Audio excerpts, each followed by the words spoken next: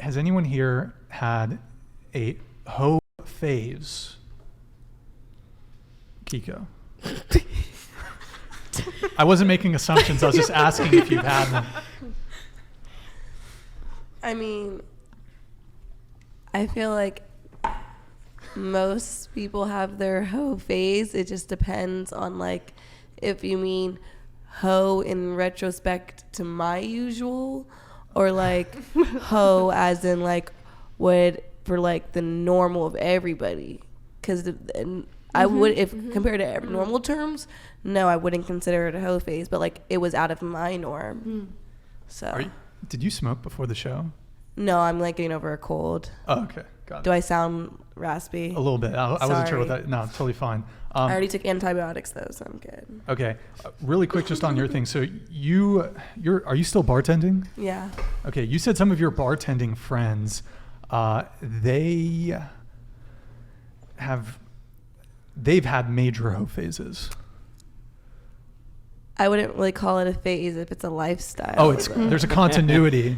Yeah, I mean, I don't mean just like my bartending friends. I mean, all the other ones. I mean, no, I just mean like people I've met since bartending. Okay, if that makes sense. So what, I guess, for the lifestyle, how much of a body count are we talking here when we're talking? Like, can you tell us like the highest, maybe the top 3 you've heard from some girls? I couldn't tell you the top 3. For the highest I've ever heard from a girl, it was like 340 something. What? 340 something? She killed that many people? Is that what body count? Partners. But, oh man, because I'm like actually not a prude, and I'm from New York, and the highest I've ever heard is like 100, and I thought that was the craziest number. Where are you hearing that from? I've heard way higher too. Then what? Then like 340. I've heard I'm just saying 100's the highest you've heard. Yeah. And I thought that was crazy. It is crazy, but I feel like I've heard. But have you heard it from guys or girls? Because guys always inflate their number, and women always I feel like suppress their number. You're right. Because a guy will say, "Oh yeah, probably about 10,000." Genghis Khan didn't sleep with 10,000 women. Yeah, that's not real. Right. 340. I would think it was around 340. I think it was like 346 if I remember exactly. What about some other high numbers? Very specific. Ever since then I can't even remember anything else. That's all I can remember. From your other friends? Yeah, that's okay. Everything else after that. And unless like it's 100 small. plus? Yeah, there's a few of those for sure. A few 100 plus. Okay. Who has that much time? 340. I know.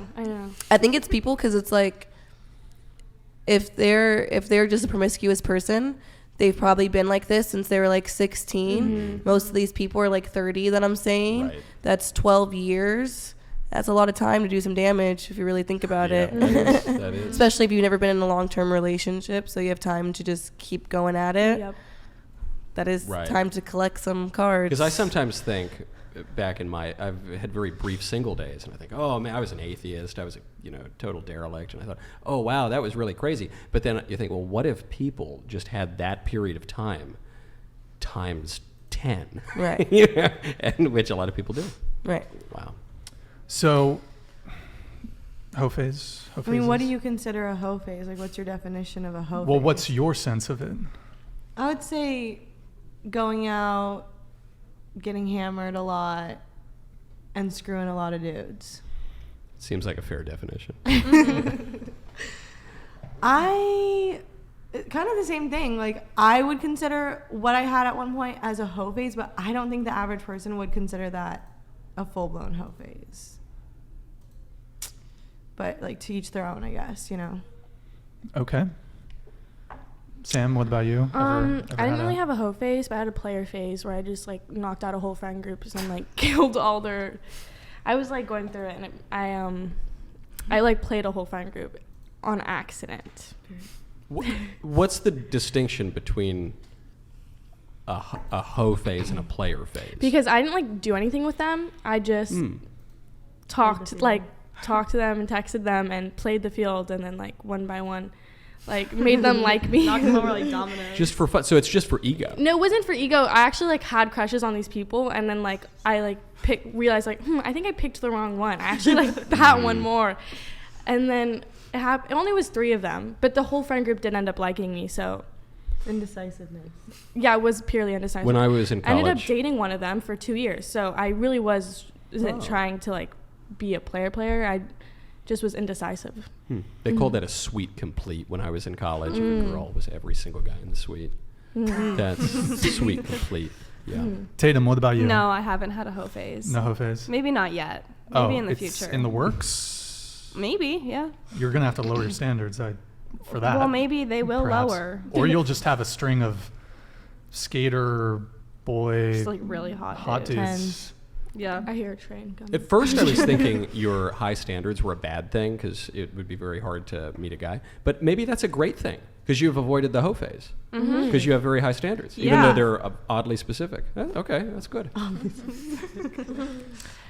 Actually, kind of on that topic. Well, I'll let the table finish. Have you ever had a hoe phase?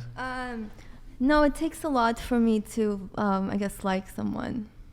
So I don't think I know. Okay. No.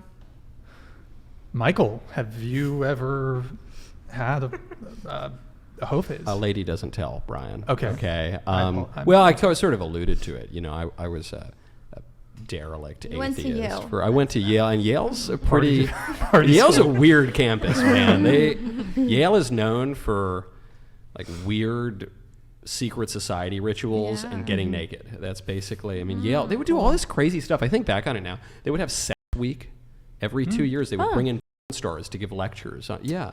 Good times. Yeah, and it's all these. I was kind of wondering. There why, were porn stars back in your day? You know, actually, back in the 19th century, it was 1878. It was the first porn star ever. Oh, And- awesome. Yeah, and old Love to learn Abraham. the It was history. he wasn't very beautiful. On the first camera? Yeah, it was where Let's the get light that bulb shot, zoom in. explodes. Yeah. I wondered though, when I got to Yale, I thought, why are all of these people so promiscuous? Like, why is everyone? You wouldn't necessarily expect that. And I realized, you think about the people who you might have known in high school who went to Yale were probably fairly nerdy, fairly studious, maybe didn't go out that much, probably didn't go to a ton of parties, you know.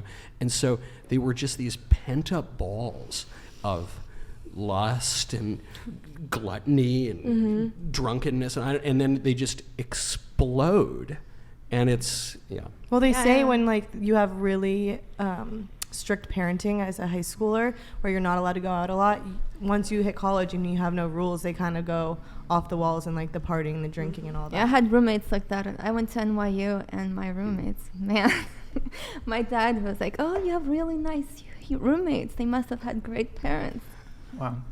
By the way, I'm getting reports that we have almost 6,000 live viewers in the chat. This is a record for whatever. So the chat is on fire. I had to boost, unfortunately, the time between chat messages. But yeah, guys, thank you so much for tuning in. We're about to get into some of our more spicy questions here. One question on your high standards.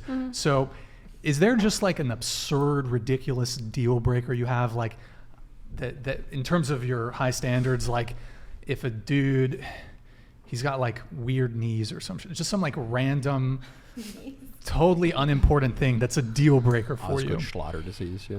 Okay, honestly, like this might sound really shallow, but a lot of the high standards like comes from the looks. Like the looks, people's looks are the first thing I look at, and then like past that, it's like personality and like whatever else. So if it had to do something with their looks that like stood out, is that what you mean? Yeah, like maybe Or they a have weird deal breaker. two different colored socks or something like that, or Weird No. nipples. weird nips. I've seen that and I'm like, no. Weird nipples. Weird nipples. And you're like, no. Yeah. That's like a deal breaker for you? I feel like for guys it's much easier because guys they can be very attractive and not your like stereotypical attractive, but you know I they agree with can- you on Yeah, that. I do That's too. Get away so with a true. lot. Sometimes Yeah. you just are attracted to someone and you don't know why, Yeah. but But you're you're just attracted like- to them, and everyone else is like, what? And you're like, but I they just have like it. them. Yeah. You say, I find this guy so attractive. He's got a great job. He's, really got great family and drives a fast car. But his nipples are just unfortunately too weird. So there it goes. Yeah, Yeah. that happens. Out with the old. Let's go.